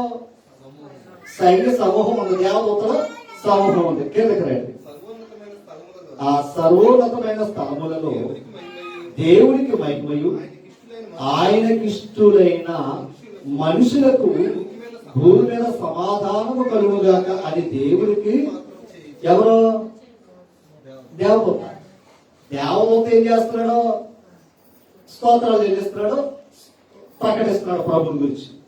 ఇప్పుడు 15 వచనం. ఆ దూతలు తమ యొద్ద నుండి పరలోకములకు వెళ్ళిన తరువాత ఆ గొర్రెల కాపరులు జరిగిన ఈ కార్యమును ప్రభువునకు మనకు తెలియచేయించి ఉన్నాడు. మనం బెత్లెహేము వరకు వెళ్ళి చూతుకు రండి ఒకరితో ఒకడు. అంటే నేను అడుగుతున్నా, యేసు ప్రభు పుట్టినప్పుడు అక్కడ ఎవరున్నారో మొట్టమొదట దేవదూతలే. ఆయన పుట్టాడన్న సంగతి ఎవరు చెప్పారు? దేవదూతలే. అట్లా ఏం చేసుకోండి, ఓకేనా? కిందకి రండి. వారు త్వరగా వెళ్ళి మరి యేసేపును తొట్టెలో పండుకునే శిశువుని చూచిరి. ఎవరో? గొర్రెల కాపరు. తర్వాత వారు చూచి ఈ శిశువును గూర్చి తమతో చెప్పబడిన మాటలు ప్రచురం చేసేది. జాగ్రత్తగా ఈ సంగతి యేసు ప్రభుని గురించి తమతో చెప్పబడిన మాటలు ఏం చేశారంట? చెప్పాలి. తమతో చెప్పబడిన మాటలు ఏం చేశారంట? ప్రచురం చేసేది. 20 వచనం. అంతటా ఆ గొర్రెల కాపరు తమతో చెప్పబడినట్టుగా తాము విన్న వాటిని కన్న వాటిని గురించి దేవుని మహిమపరచుచు స్తోత్రము చేయుచు తిరిగి వెళ్ళేది. ఇక్కడ నేను అడుగుతున్నా, కన్న వాటిని విన్న వాటిని గురించి ఏం చేస్తున్నారు వాళ్ళు? నేను అడుగుతున్నా, ప్రచురం చేస్తున్నారా లేదా? దేవదూత ప్రచురం చేశాడు, జాగ్రత్తగా ఉన్నారు. మనుషులు ఆయన ఏం చేస్తున్నారు? ప్రచురం చేశారు. ఎవరి వరకు ఆ ప్రచురం? ప్రభు కొరకు. నేను అడుగుతున్నా, ప్రభువును ప్రకటిస్తే వచ్చే లాభం ఏంటి? ప్రభువును ప్రకటిస్తే వచ్చే లాభం ఏంటి? ఒక రాజే నీ దాసుడని చెప్పుకున్నాడండి. జాగ్రత్తగా ఉండాలి. ఇప్పుడు క్రీస్తునందు దాసుడని, దాసుడని, స్వతంత్రుడని, స్త్రీ అని, పురుషుడని భేదం లేదండి. ఇప్పుడు నేను అడుగుతున్నాను, భేదం ఉందా బాప్తిస్మం పొందటంలో? లేదు. అంటే మనం అందరం క్రీస్తును ధరించుకున్నాం కనుక జాగ్రత్తగా ఉండాలి. క్రీస్తును ధరించుకున్నాం అంటే ఎవరు ధరించుకున్నాం? మనం సాక్షాత్తు దేవుని కుమారుని ధరించుకున్నాం. మనం సాక్షాత్తు దేవుని కుమారుని ధరించుకున్నాం. నేను ఒక విషయం మాట్లాడతాను, జాగ్రత్తగా ఉండాలి మాట. యేసు ప్రభు పుట్టినప్పుడు దేవదూతలాంటి పరిచయం చేసినాయండి. యేసు ప్రభు సువార్త పనిలో ఉన్నప్పుడు దేవదూతలాంటి పరిచయం చేసినాయి. అంటారు కదా, ఓకేనా? యేసు ప్రభు మరణించి తిరిగి లేచినప్పుడు ఓ మాట యోహాను సువార్తలో, యోహాను సువార్త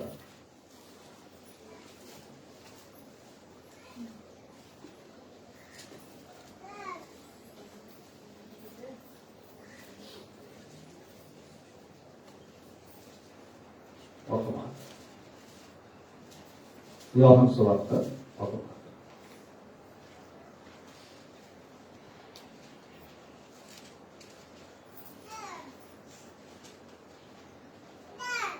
ఒకసారి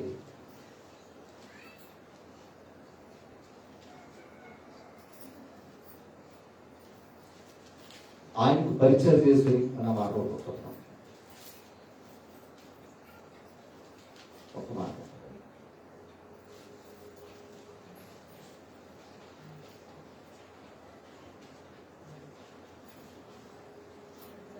లోక సువార్త 24 వచ్చి మరణించాలి మాట.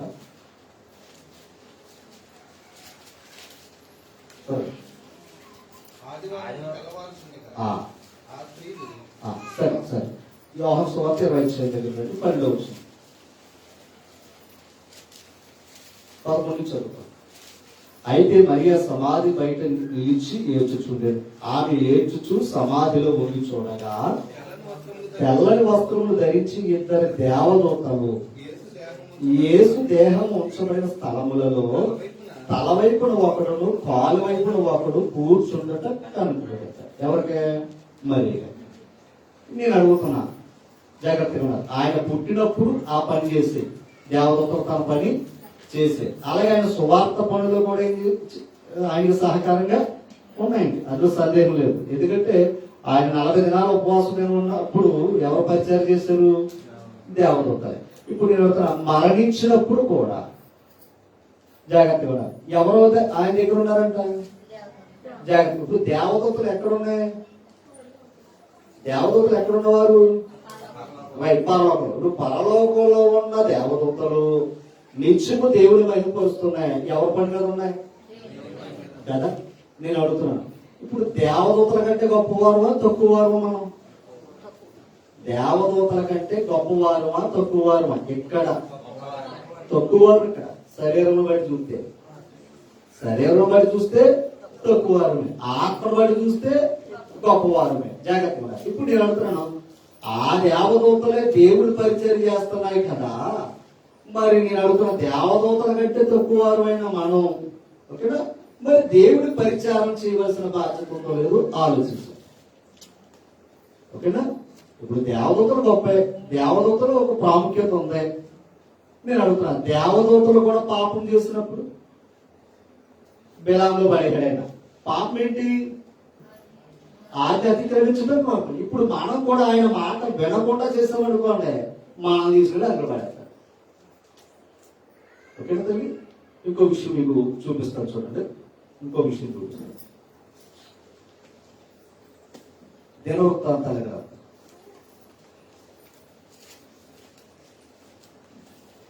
దినవృత్తాంతాలు కదా, మొదటి దినవృత్తాంతాలు కదా, 12వ అధ్యాయం. సరే, 12వ అధ్యాయం త్వరగా మొదటి రోజు 344 పేజీ. దావీదు యేసు కుమారుడైన యేసు కుమారుడైన సౌలునకు భయపడి ఆ, ఇంకనూ తాగి ఉండగా ఎందుకంటే ఇంకా ఆయన సమయం రాలా, ఆయన గౌరవిస్తూ నా పారిపోతుండే సౌలు బంధువులకు బెన్యామీనీయులలో పరాక్రమశాలులు కొందరు ఇది చూడండి, పరాక్రమశాలలో కొందరు దావీదునకు దావీదునకు సహాయం చేయుటకై యుద్ధ సహాయము చేయుటకే అతని యొద్దకు అతని యొద్దకు చిక్లగునకు వచ్చిరి. ఏం చేయడానికి వచ్చారంట? దావీదుకి యుద్ధ సహాయం.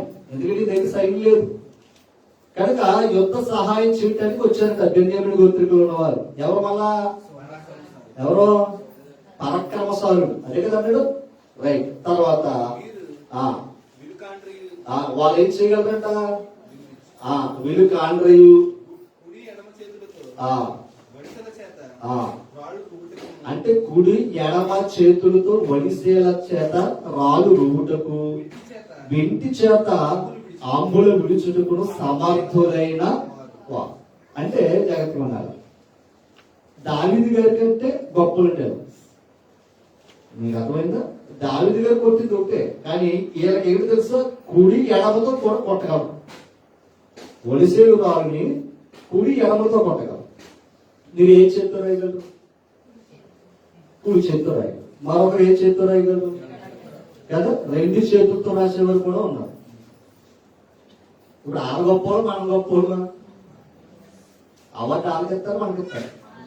ఇప్పుడు ఇలాంటి వారు ఉన్నారంట. అర్థమైందండి? ఇంకో మాట, దేవుడు కూడా తలాంతులు ఇస్తాడండి. ఆ తలాంతులు ఏం చేసుకోవాలి అమ్మా?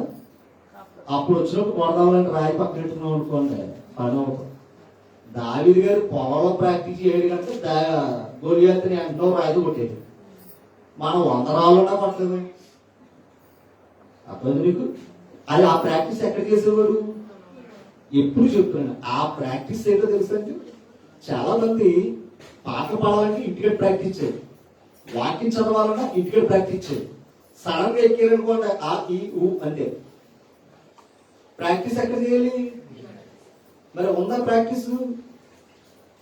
కార్తీక దీపం రేపు ఏమంతా చూసేస్తాం, అందులో ప్రాక్టీస్ మళ్ళా. రెండవది అమ్మా తెలుసు కదా, చాలా అనక్కర్లేదు, అన్ని ప్రాక్టీస్ ఉంటుందండి మళ్ళా. అబ్రహాం కుమారుడు ఎవరంటే అంటే మరి నేను అడుగుతున్నా, అలా మన జీవితాలు ఎలాగండి? మన జీవితాలు ఎలాగా? దేవారాత్రులు అది అక్కడే ఉంటది, ఇక్కడ రాదని. ఏంటి ప్రసంగాలు చెప్పినా, ఏంటి పాఠాలు చెప్పినా ఎక్కడ ఊరికి వెళ్తుంది, లోపలికి వెళ్ళాం, మళ్ళీ ఇలా గింటేస్తాం. ఇంకా చెప్పాలంటే చక్కగా పడుకుంటాం అవసరమైతే ఇక్కడ. అయ్యో దేవుడి దగ్గర ఆయనకి ఎలాగో లాలిపాడలేదు, మనకైనా లాలిపాడుతున్నట్టు ఉంటుంది ఇక్కడ. రేపు పొద్దున మంటలో వేసాడు, అప్పుడు వస్తుంది లాలి. అర్థమైందా? నువ్వు వచ్చేసావా? ఎందుకంటే నీ పక్కన అలా తూలేరు. ఎక్కడ ఉండగా మీరు యుద్ధంలో పడుకుంటామని ఏం చేస్తారండి? యుద్ధంలో అవునా? యుద్ధంలో నిలబడినప్పుడు ఏం చేయాలి? నిలబడి పడుకుంటే అంత ప్రావీణ్యత ఉన్నా కూడా పరిగెట్టారు గొలియాతు చూసి. అవునా కదా? ఇలా పడుకున్న వాళ్ళు అందరూ ఉన్నారనుకో ఇంకేం చేయగలరు? ఒక పాట పాడమంటే రాలేరు, ఒక ప్రార్థన చేయమంటే రాలేరు, ఎవరికి ఒక వాక్య భాగాన్ని చదవాలి. ఈ ప్రావీణ్యత తప్ప అన్నిట్లో ప్రావీణ్యత ఉంటుంది.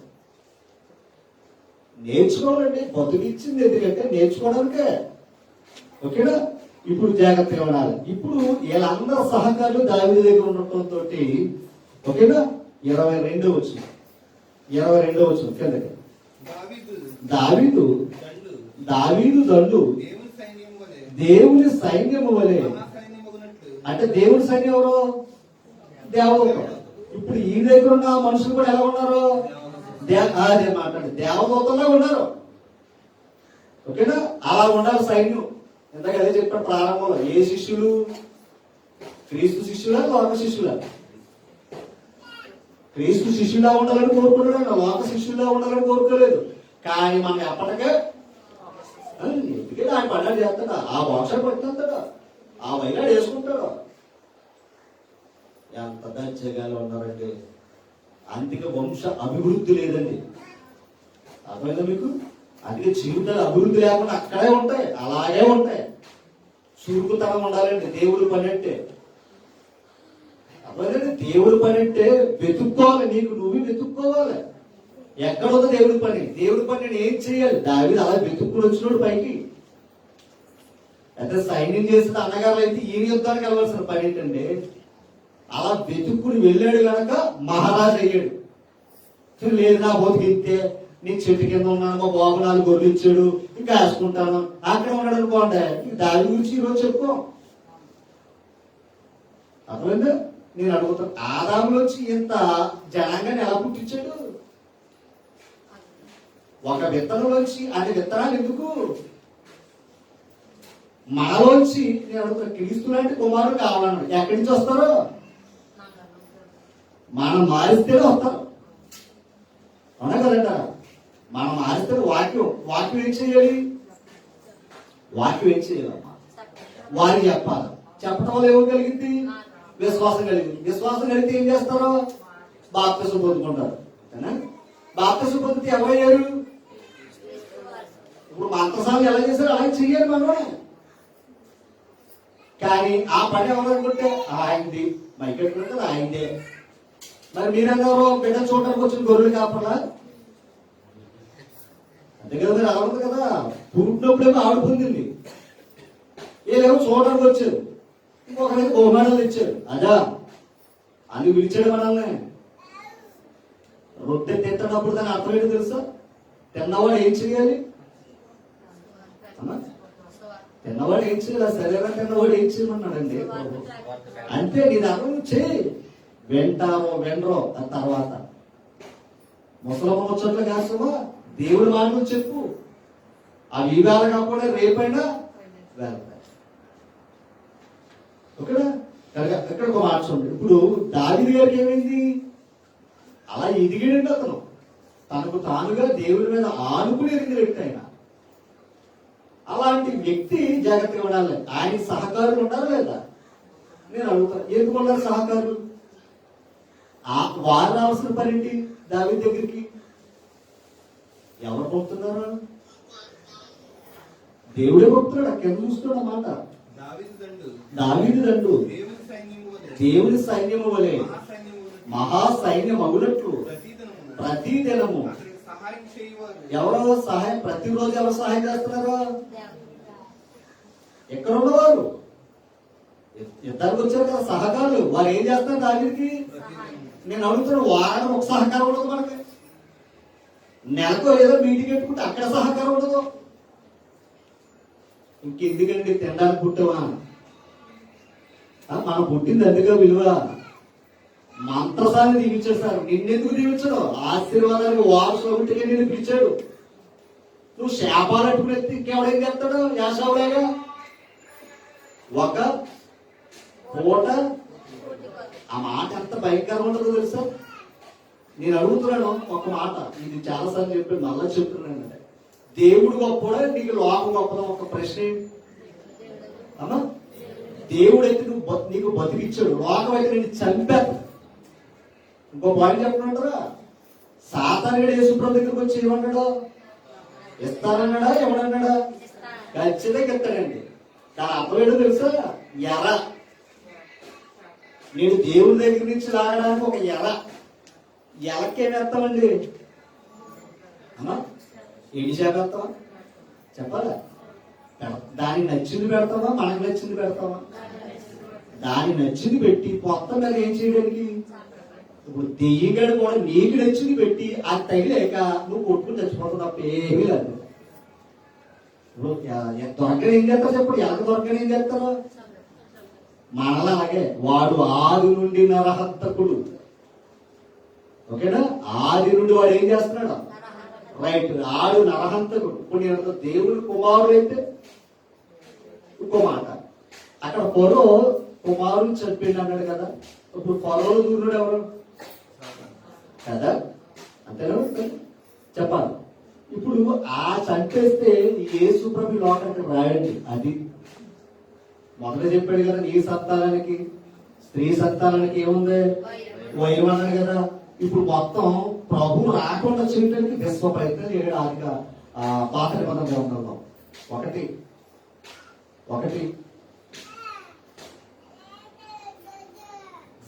ఇశ్రాయేలు వరకు జగత్తి ఉన్నారు.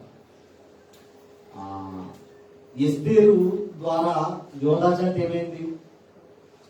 ఆనాడు ఆమాను దూరేడు, మొత్తం జాతి తీసేయలేదు. అంతేనా? మరి ఎవరు కాపాడారు అక్కడ? ఎందుకు కాపాడింది? చెప్పండి, అది ఒక్కడ చెప్పండి. రైట్, తన జాతి. రెండోది, ఎలా కాపాడింది? తను రాజు దగ్గరికి వెళ్ళే అధికారం ఉందండి. ఇప్పుడు మనం ఎక్కడికి వచ్చే అధికారం ఉంది కదా? ఈ అధికారంతో లోకాన్ని ఏం చేయగలరు? కాపాడగలం. అధికారం ఉంది కదా, కానీ అంత త్యాగాలి. రాజా, ఆ తండ్రి నేను వెళ్తున్నాను, ఒకవేళ నేను చచ్చిపోయినా సరే నేను వారిని రక్షించిన నా వంతు ప్రయత్నం నేను చేస్తాను. అందరూ లేదా చెప్పాలి. సరే, రాహాబు అందరూ వేసా ఏమడిగింది? నాకు బంగారం కావాలి, వెండి కావాలని అడిగిందా? ఏమడిగింది? నా తండ్రి కుటుంబాన్ని జ్ఞాపకం చేసుకోండి. నాకు విచిత్రం, వ్యభిచారం ఉండదు కూడా లేదండి ఈ రోజు క్రైస్తవులకి. భర్త మారితే భార్య మారడం, భార్య మారితే భర్త మారడం, రారు మారితే బిడ్డలు మారడం. ఇప్పుడు చెప్పండి, మన జీవితాలు మనమే మారకపోతే కారణం తెలుసా? మన ఇంట్లో వాక్యం లేదు, మన ఇంట్లో నమ్మకం లేదండి. మళ్ళా చెప్తుంది సుమా, మన ఇంట్లో నమ్మకం లేదండి. కనీసం మంత్రసానులైన సహకారం లేదండి. ఓకే, దేవుడి పనులు చేస్తున్నారు, మా వంతు మా సహకారమైన ఉందా? ఇప్పుడు చెప్పండి, మంత్రసాలను దేవుడు మెచ్చుకున్నాడా లేదా? ఎవరు బట్టి మెచ్చుకున్నాడు? ఇశ్రాయేలు వారి యొక్క ఆ సంతానం వారిని కాపాడుకుంటూ వచ్చారు. ఇప్పుడు దేవుడు ఏం చేశాడు? ప్రతిగా ఆ సంతానాన్ని విస్తరించాడు. అది నీళ్లు పోయేవాడికి నీళ్లు దొరుకుతాయంటండి. అర్థమవుతుందండి? ఇప్పుడు నేను పిచ్చోళ్ళ దిగుతలేదండి. నా కుటుంబం బాగుండాలంటే నేను దేవుడి కుటుంబమే మనసంటాను. యెరూషలేము నేను ప్రేమించేవారు వర్ధిల్లుదు. యెరూషలేము అంటే ఏంటి? సంఘాన్ని ప్రేమించేవాడు, సంఘంలో ఉన్నవాడు, సంఘం ఎలా అభివృద్ధి అవ్వాలని ఆలోచించేవాడు వర్ధిల్తాడండి. సంఘం ఎలా నష్టం అయిపోతే అయిపోండి, నాకు సంబంధం లేదు.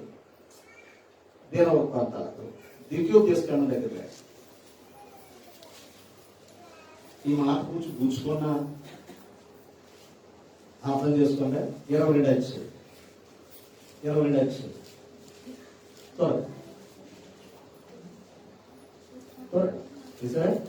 మొదటి నుంచి చదువుతురండి.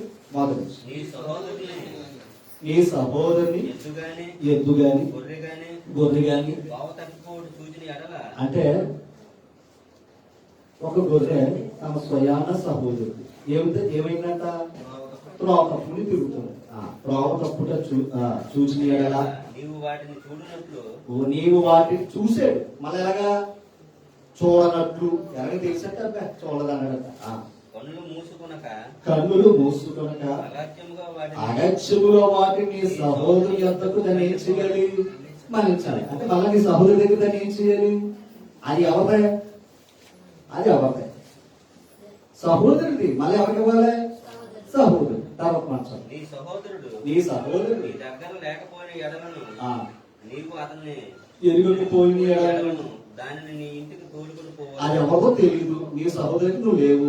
అది అప్పుడు ఎవరి దగ్గర ఉండాలి? నీ దగ్గర ఉండాలి. తర్వాత నీ సహోదరుడు నీ సహోదరుడు దానిని వెతుకు వచ్చే వరకు దాన్ని వెతుకు వచ్చు వరకు, నీ యొద్ద నుండి వలన అంటే నీ సహోదరుడు వెతికి నీ దగ్గరకు వచ్చేస్తావు. ఓకేనా? అది నీ వద్ద ఉండవలను. ఉండవాలి. అప్పుడు అతనికి ఆ, దానిని మరలా అప్పగింపవలను. అదే మనం ఏమనుకోకుండా కోరిగా దారి తప్ప వచ్చినప్పుడు కూర అయిపోతాయి. అంతేనా తల్లి? ఇలా ఒకప్పుడు జరిగింది. ఇప్పుడైతే గొడవలు లేవు కానీ ఒకప్పుడైతే ఇయ్యే. ఒక ఆయన వెతుకురోడి లోపల కూర అయిపోయింది. ఇంటికి కూడా కాపాడించేవాడు కాదు. అంత తెలివైన వాళ్ళు. ఏమా? ఎందుకంటే అయిపోయింది కదా మనకు తెల్లనుకుంటాడు. 5 రోజులు ఉంటాడు కిందకి. అప్పగించును. అతని గాడిదను గూర్చి అతని గాడిదని గూర్చి వస్త్రము గూర్చి వస్త్రము గూర్చి నీవు అలాగని చేయవలను. నీవు అలా చేయాలి. ఓకేనా? తర్వాత వస్తువులు నీ గూర్చి. సహోదరుడు ఇది చూడు, నీ సహోదరుడు పోగొట్టుకున్నది ఆ, ఏదైనాను నీకు దొరికిన ఎడల అంటే ఆయన పోగొట్టుకున్నది ఏదన్నా నీకు దొరికితే ఏదన్నా అతడు పోగొట్టుకున్న దానిని గూర్చి ఆ. అలాగనే చేయవలను. ఏం చేయాలంట? ఏం చేయాలి? భద్రపరిచేవాడు. తర్వాత నీవు దానిని చూచి ఆ. చూడనట్టుగా ఉండకూడదు. నువ్వు చూసి చూడనట్టుగా ఉండకూడదు. నీ సహోదరుని గాడిదని గాని ఇది చూడ, నీ సహోదరి గాడిదని గాని ఎద్దును గాని ఎద్దును గాని తోవలో పడి ఉండుట నీవు ఆ. చూచిన ఎడల ఆ. వాటిని చూడనట్లు ఆ. కన్నులు మూసుకొనక ఆ, వాటిని లేవనెత్తుటకు ఆ. అగత్యము సహాయం చేయవలను. ఏం చేయాలి నువ్వు? వాటిని తీసి సహాయం చేసి మళ్ళీ ఏం చేయాలి? అప్పగించాలి. అంతేనా? లోకస్వార్త లోకస్వార్త చూసారా? చూసారా? 14 వచ్చింది. 14 వచ్చి 5 వచ్చి మీలో ఎవరి గాడిదైనను ఎద్దైనను గుంటలో పడిన ఎడల విశ్రాంతి దినమున దానిని పైకి తీయడా? అర్థమైందా? ఒకవేళ ఏ గొర్రెైనా ఏ జంతువైనా గుంటలో పట్టుకుంది, విశ్రాంతి దినం కూడా ఏం చేయగలరు? చేస్తాడా? మానేస్తాడా? చేస్తాడు. చేస్తాడు. అదే కదా. ఇప్పుడు నేను అడుగుతున్నాను, గొర్రెల కోసం లేదా గాడిద కోసం చెప్పాడు అనుకుంటారా? అమ్మా, గొర్రెల కోసం గాడిద కోసం చెప్పడానికి వచ్చాడు యేసు ప్రభు. అమ్మా, ఈ మాట 17 వచ్చాయి. 17 వచ్చాయి. ఆయనతో కూడా ఇది చూడ 15 వచ్చాయి. తీసారా? పక్కన అధ్యాయం 3 వచ్చింది. అందుకు ఆయన వారితో ఈ ఉపమానం చెప్పాను. మీలో ఏ మనుషులకైనను 100 గొర్రెలు కలిగి ఉండగా ఎన్ని గొర్రెలు? 100 గొర్రెలు కలిగి ఉండగా వాటిలో ఒకటి తప్పిపోయిన ఎడల ఏమైందంట? ఒకటి తప్పిపోయింది. అతడు 99 ఇంటిని అడవిలో విడిచిపెట్టి తప్పిపోయినది దొరుకు వరకు దానిని వెతక వెళ్ళడా? నేను అడుగుతున్నా, యేసు ప్రభు వచ్చింది ఎందుకు? అంతే కదా, నశించిన దాన్ని వెనక్కి. ఇప్పుడు యేసు ప్రభు నీకు మాదిరైనప్పుడు, యేసు ప్రభు సువార్త పట్టుకున్నప్పుడు నువ్వు చేయవలసిన పని ఏంటి? ఒక జంతువు గురించి చెప్పిన తెలుసా? ఒక సహోదరుడు అలా ఎక్కడైనా పడితే నీ వదులుకు తెచ్చి ఆయనకు ఇవ్వాలి. 8వ వచనం మొదలువచ్చు. 8వ వచనం మొదలు అక్కడి మొదలు పాట. ఏ స్త్రీకైనా 10 వెండి నాణ్యములు ఉండగా వాటిలో ఒక నాణ్యము పోగొట్టు కంటే ఎంత చెప్పాడు? వస్త్రమైనా ఏ వస్తువైనా సరే పడింది ఎవరు తెచ్చేవాళ్ళే? సహోదరుడు వాళ్ళు. నేను అడుగుతున్నా, జాగ్రత్తగా ఉండాలి. ఈ వస్తువులు మనుషులతో పోల్చారు ఒక మానక. ఇప్పుడు మనకు దొరికింది ఎవరికి ఇవ్వాలి? మనకు దొరికింది ఎవరికి ఇవ్వాలి? ద్వితీయోపదేశకాండ ప్రకారం ఎవరా సహోదరుడు? నాక ప్రభుక. అనేక సహోదరులలో జ్యేష్ఠుడు. నువ్వు సహోదరులు ఏం చేసుకుంటూ రావాలా? యేసుప్రభు ఎలాగైతే నశించిందని వెతకి రక్షించడానికి వచ్చాడో, పడిపోయిన లోకమైన పాపపు గుంటలో ఉన్నవారిని నీ చేతి సహాయం చేసి, సువార్త చేతి సహాయం చేసి వారిని వెతికి ప్రభువుకి అప్పగించాలి. అది నేను చూసేది అంటే నాకు పని లేదు, చూచి చూడనట్టుగా అనడా లేదా? చూచి చూడనట్టుగా చూసింది కూడా ఏంటో తెలుసా? తప్పే, అపరాధం.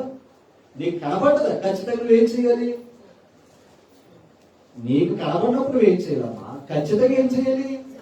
ఆయనకి అప్పగించాలి. నీకు కనపడలేదు, దాని పక్కన ఇప్పుడు నేను లోకం కనపడుతుందా కనపడతలేదు మనకి అమ్మా? అప్పుడు ఆ ఆత్మ అంటే ఎక్కడికి వెళ్తాయి? చిన్న ఏమనుకోక కరోనా వస్తేనే మనకు వచ్చిన లేకపోతే ఇంకేది జ్ఞానంతో చెప్తున్నాం కదా, అమ్మ మళ్ళా మొదలైంది, జాగ్రత్తగా ఉండండి, మాస్కులు పెట్టుకోండి, బయటికి వెళ్ళొద్దు చెప్తున్నాం లేదా? నేను అడుగుతా, అది ఎవరు చెప్పాలి? డాక్టరే చెప్పాలి. నువ్వెందుకు చెప్తున్నావు అమ్మా?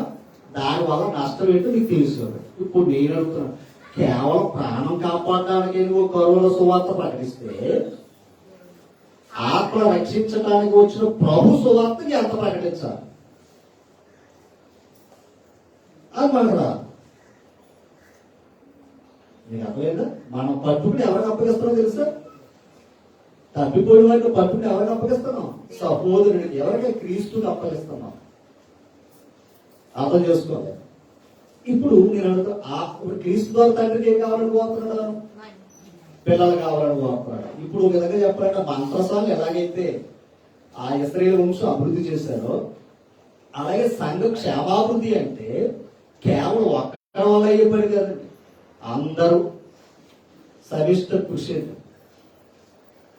యోధ దావీదు సైన్యాన్ని వాళ్ళందరూ సమకూర్చుకున్నారు, బలవంతులు ఉన్నారు, లేడి కంటే త్వరగా పరిగెట్టుకుని ఉన్నారంట. మళ్ళా చెప్తారు, తల వెంట్రుకి తగిలే రాయేసుకుని ఉన్నారంట. మళ్ళా వేయగలుగుతుంది. కుడి ఎడమలు వాటం లేకుండా మీరు అర్థం చేసుకోవాలి. కుడి చేతి వేయగలదు, ఎడమ చేతి వేయగలదు. ఓకేనా? అలాంటి ప్రావీణ్యులు ఉన్నారంట దావీదు దగ్గర. అందుకు ఆయనకి ఎలా ఉంది? ఆ సైన్యం దేవుని సైన్యంలాగా ఉంది. అన్నారు కదా, చెప్పండి. అప్పుడు దావీదు నేను అడుగుతున్నాను, రాజ్యము అన్నాం, రాజ్యం కాపాడాలి ఎవరు? కేవలం రాసు సరిపోదు కదా, సైన్యం కూడా సహాయం ఉండాలి కదా. మరి ఆ సైన్యం ఎవరు? అర్థండి. కనుక మీ సైనికులు కాదండి, మాకు ఏం కాదండి, మీ మామూలు ఏమనుకున్నారు అనుకోండి. నేను మరలా చెప్తున్నాను, అలాంటప్పుడు ఒక్క మాట, ఈ బాధ గట్ట మనం పడలేము అని అనుకుంటాం. నేను ఒక విషయం చెప్పి నేను గుర్తు చేస్తాను. ఇప్పుడు ఎంత భాగ్యం పెట్టాడంటే ప్రభు మన మీద. యోహాను సువార్త 20 యోహాను సువార్త 22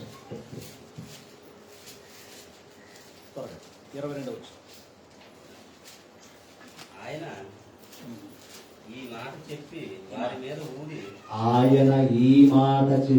అన్నాడు యేసు.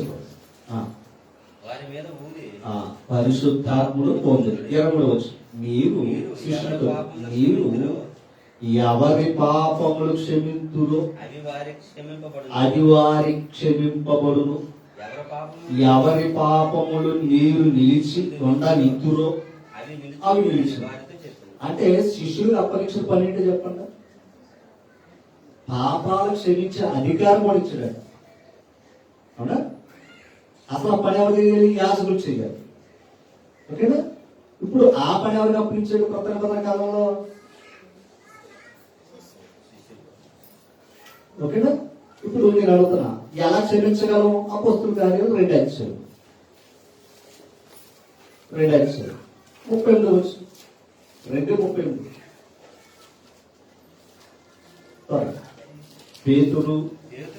పేతురు గారు మాట్లాడుతున్నాడు శిష్యుడు. మీరు మారు మనస్సు అంటే లోకం మీద మార్చుకోండి. ఒక విధంగా శరీరం మీద మనసు మార్చి ఆత్మ మీద పెట్టాలి, లేదా దేవుడి మీద పెట్టాలి. అది చెప్పడానికి యేసు ప్రభు వచ్చాడు. మారు మనసు, మొదట మారు మనసు పొందాలి, మనసు మార్చుకోవాలి. తర్వాత పాప క్షమాపణ నిమిత్తము ప్రతివాడు యేసు క్రీస్తు నామమున. ఇప్పుడు చెప్పండి, అపోస్తులకు ఇచ్చింది పాపాలు క్షమించండి అన్నాడు. మీరు ఎవరైతే పాపాలు క్షమిస్తారో ఆ పాపాలు వారికి క్షమించబడి, మీరు ఎవరి పాపాలు అయితే నిలిచి ఉంటాయన్నారో ఆ పాపాలు వారి మీద నిలబడతాయన్నారు. ఇప్పుడు నేను వెళ్తున్నాను. ఇప్పుడు వారి పాపాలు క్షమించడానికి ప్రభు ఇచ్చిన అధికారం ఏంటి? అసలు పాపాలు క్షమించే అధికారం ఎవరికి ఉంది? యేసు ప్రభు. ఇప్పుడు యేసు ప్రభు వారికి ఇచ్చిన వాక్యము సువార్త ద్వారా సర్వలోకానికి వెళ్ళి సర్వ సృష్టికి సువార్తను ప్రకటించింది. నమ్మి అది సువార్త నమ్మి పాప క్షమాపణ నిమిత్తం బాప్తిసం పొందాలి. అప్పుడు అతను ఏమవుతున్నాడు? అప్పుడు అతను ఏమవుతున్నాడు? రక్షింపబడుతున్నాడు. అంతేనా? నమ్మని వాడికి రైట్. ఇప్పుడు ఎందుకు శిక్ష అంటే పాపాలతో ఉన్నాడు కనుక. ఓకేనా? ఇప్పుడు నేను అడుగుతాను, బలవంతం ఏమీ కాదు ఇది. ఓకేనా? మీరు ఎవరి ఇంటికి వెళ్తారో వారు చేర్చుకుంటే శుభం చెప్పడం, లేకపోతే మీ పాదములు దులిపేసుకుని తీర్పు తినడాన్ని నేను అడుగుతాను అన్నాడు లేదా? జాగ్రత్తగా చెప్తా మాట నేను చెప్పి ముగిస్తున్నాను. కొరింథీ 2వ పత్రిక మొదటి అధ్యాయం. కొరింథీ 2వ పత్రిక మొదటి అధ్యాయం. శుభవచనం సార్.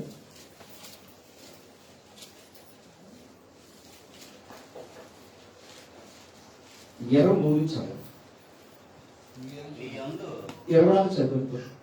మీ విశ్వాసము మీద మీ విశ్వాసం మీద మేము ప్రభువులమని ఇలాగ చెప్పుటలేదు గాని ఎవరో పౌలు గారు మీరు విశ్వాసంలోనికి వచ్చారనుకుంటాం. ఇప్పుడు దానికి అధికారం ఏం కదండి, పరిచారకులు. ఓకేనా? సంఘంలో సేవ చేస్తున్న ప్రతి వారు ఎవరయ్యా అంటే దాసులు, సేవకులు, పరిచారకులు. అక్కడ మాట ఏమన్నా తెలుసా? ప్రభువులు మాత్రం కావు. ఓకేనా? మీ విశ్వాసము మీద మీ విశ్వాసం మీద మేము ప్రభువులని ఎలాగూ చెబుతలేదు కానీ మీ ఆనందమునకు. ఇప్పుడు చెప్పండి, మీ ఆనందానికి మేము ఏమై ఉన్నాం అమ్మా? అంటే మేము ఎలా ఉపయోగపడ్డా మీకు? ఇప్పుడు నేను అడుగుతా, ఆ ఆనందం ఎక్కడుంటే వస్తుంది? ప్రభువునందు మరల చెప్పుదును అది ప్రభు దగ్గర దొరికే ఆనందం. ఓకేనా? దానికి మేము సహకారులుగా ఉన్నాం, అంతేగాని ప్రభువులమే లేవు. అర్థం ప్రభువులమే లేవు. జగత్తుగా ఎలా ఉన్నాం మేము? ఆనందంలో సహకారులమై ఉన్నాం అంటాడే. జాగ్రత్తగా ఆలోచించాలి. దేవుని పని అంటే యేసు ప్రభుత్వం చిత్తం ఏంటి? తండ్రికి దేవుని పిల్లలుగా మార్చడానికి వచ్చాడు. తండ్రికి దేవుని పిల్లలుగా మార్చడానికి వచ్చాడు. ఆయన ఏం చేశాడు? మార్చడానికి మరణించడం లేదు. నేను ఒక్క మాట అవుతాను.